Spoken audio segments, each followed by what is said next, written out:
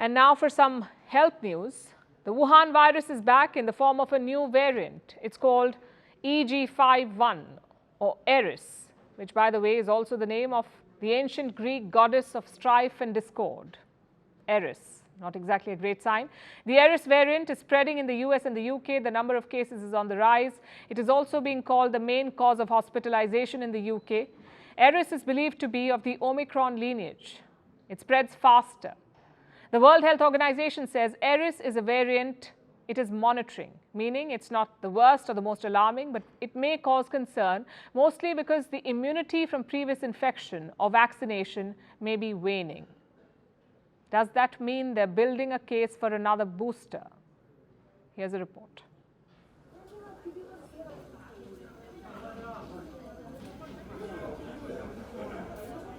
It's been almost 4 years since the pandemic first began. But the Wuhan virus doesn't seem to stop reinventing itself. You know of the Delta and Omicron variants. You've heard of the numerous subvariants of Omicron. And now one of these subvariants is making headlines in the US and UK. The EG5.1, nicknamed Eris. Don't let the short and simple name fool you. Eris is making a mark, leading to a surge in cases in the US, UK and other parts of the world. Eris and its cousin variants have been driving most new cases in the US for 2 weeks now.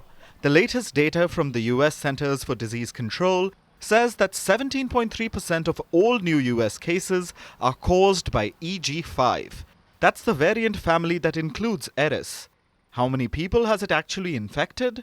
The US isn't really keeping a track of case numbers. Remember, since the pandemic was declared over, monitoring has gone off a cliff. Those who bother to get tested often do it from home. So, case numbers are unreliable. But the CDC has kept track of hospitalizations due to the Wuhan virus.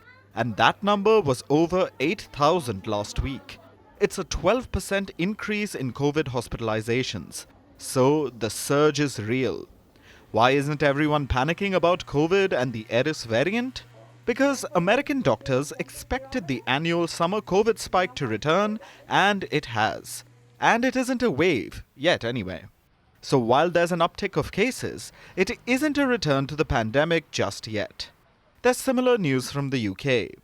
Britain still regularly checks how many respiratory issue cases are due to the Wuhan virus. The UK Health Security Agency checks about 4,400 cases a week. In the week ending July 30th, 5.4% of the respiratory issues were caused by COVID-19. It was responsible for only 3.7% the week before that.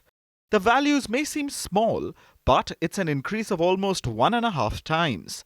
That's not great news. By the end of July, Eris was behind almost 15% of all new COVID infections in the UK. It was responsible for 10% when the month began. So, you can see, Eris is steadily becoming more prevalent.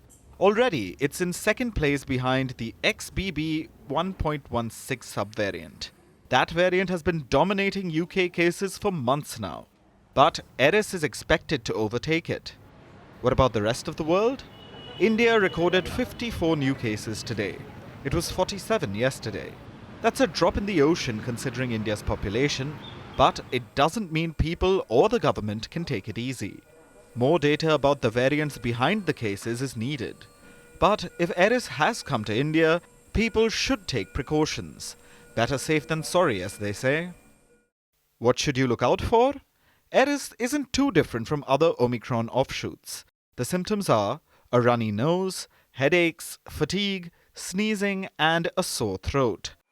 But vulnerable people still need to take care. People with comorbidities, the elderly especially. The variants may change, but they remain dangerous for the same people. To protect yourself, follow the same rules you did during the peak of the pandemic. Use masks and sanitizers. Try going only to well-ventilated places. Get your vaccine if you haven't already. And get booster doses if enough time has passed since your last shot. As much as we want to believe that the worst is over, we can't forget that the Wuhan virus is still around. Eris is just the latest iteration. It'll likely keep coming back in new forms. And all we can really do is take all precautions and be responsible.